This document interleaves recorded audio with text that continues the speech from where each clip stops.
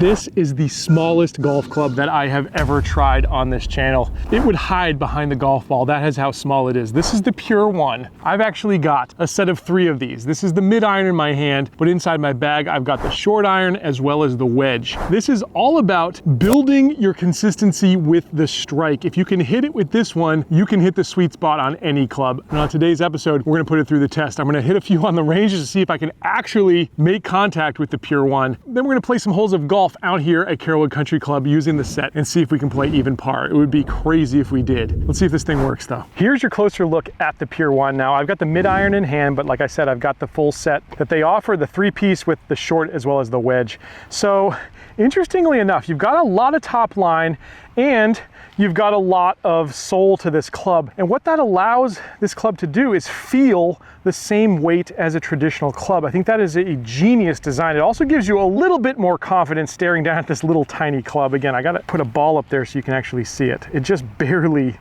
covers the ball, but it works. Also some offset there, that's gonna help as well. It is such a wild, but very cool design. Now it comes paired with a good shaft here. This is a True Temper Dynamic Gold. If you can see it there, this is an R300, so a regular flex shaft. Now I think that's gonna be perfect for the people this golf club is intended for. Folks that need to be working on making better contact are generally gonna have a little bit slower swing speeds. So it would be nice if they offered a stiff version or maybe a senior flex or even a graphite shaft. And you could of course have this reshafted that way, but I do think regular is probably gonna be best for most people.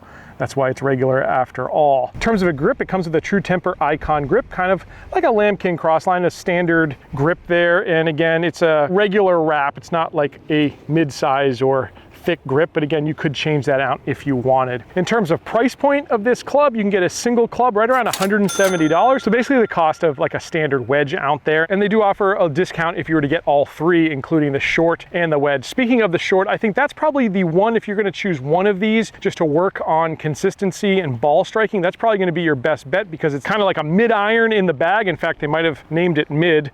I think might have made a little bit more sense and named this one long, but you know, who am I to say?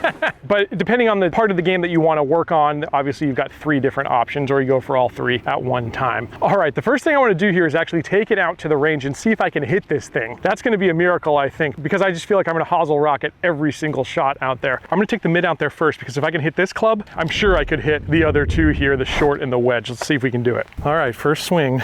This seems like I could absolutely shank it. Let's see if we can make contact. Oh my gosh.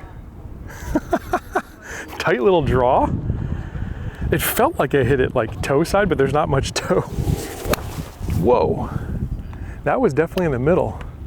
And that felt like it actually has a sweet spot too. There's real feedback, just like a golf club with this as well. I mean, if you want to improve your striking consistency, this could be the club. Wow. I just want to see if I can fade one because I know I can hit that little baby draw of mine, but could I actually fade this club and work on shot shape?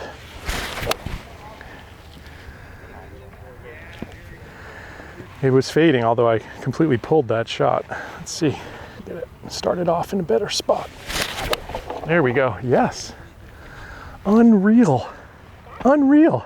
I think it's time to take this one out on course. Let's pull out the wedge, let's pull out the short iron, and let's see if we can play a few holes with these things. This is crazy. All right, first hole here is a par 5. Now I've got to give myself some kind of advantage because not only am I playing irons only, I'm playing with these little tiny irons. So we are gonna play from some forward tees here. These are like the super senior tees. And from here, this is about a 400-yard hole. I'm gonna take the mid out, which is that one I just hit over there on the range. If I can get off the tee well, maybe we can get home in 2, I don't know, but certainly we should be on the green in regulation. Got really nice peak height. It was drawn, but I pulled that one a little bit. Now I do have a regular shaft on this, and it's probably one of the reasons I pulled it right there a little bit. So the way I found this one was I was just hanging out at the PGA show after hours. Brands put on parties. I actually went over to the True Golf party that was going on. They were having a little cocktail reception. This guy walked in with this little club.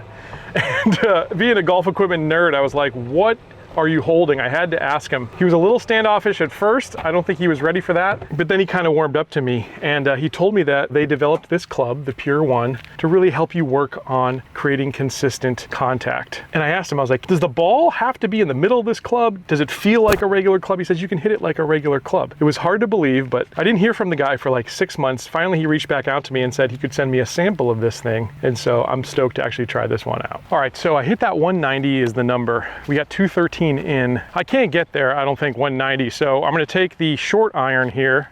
We're just in the left rough. This should hopefully be about a 150 club, then we'll wedge it in from there. Oh man, perfect.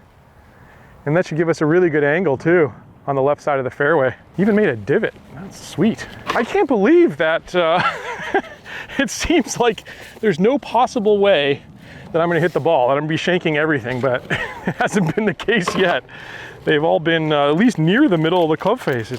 It defies logic and physics. Crazy. All right, perfect angle. Distance to the pin is 68 yards. This will be a real test to see if I can get the weight of this shot right with this wedge. Now this wedge, 54 degrees is the loft of this one. So that's something I generally hit about 100 yards. We'll take a little bit of maybe a half swing here. It should be good. And what a great idea, I think, for getting your contact around the greens dialed in as well, having this little wedge. It's gonna be fun. Let's see if we can knock one tight. All right, I'm gonna choke down on it just a little bit too. I don't know what kind of spin I'm gonna get from this wedge.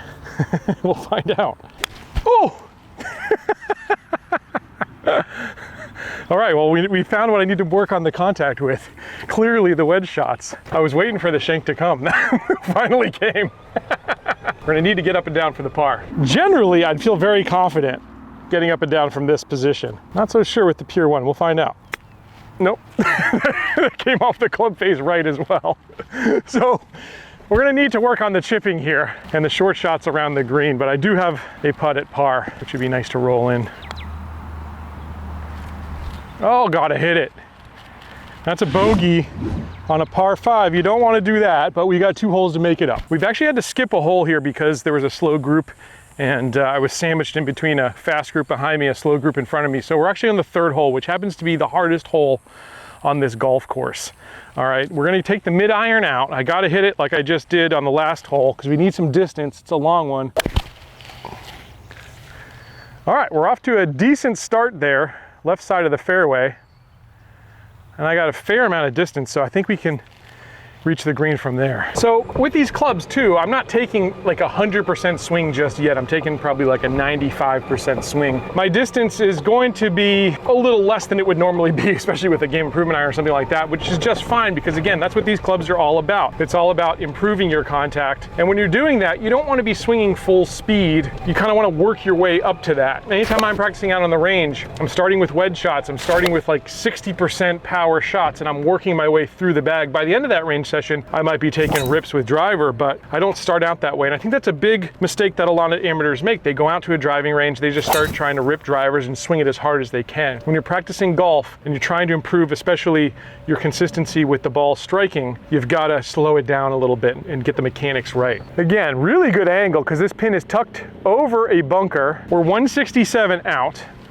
probably right in between these 2 clubs. But again, I'd rather take a little less swing with this one, a little less power, and just work on my consistency and hopefully hit this one in the middle. I didn't, I pulled it. So we're gonna get to chip. We're gonna get to pull that wedge back out. All right, let's see if 3rd time's a charm with the wedge. I'm gonna take the glove off this time. Now, I'm pin high, but it's nasty because this green slopes way down. It's like a 2-tiered green, so I've got to hit it up towards the left-hand side. Again, I've got to get good contact. Much better.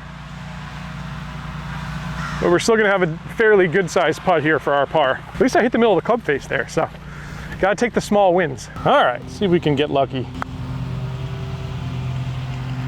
Oh, come on, stay up. Oh,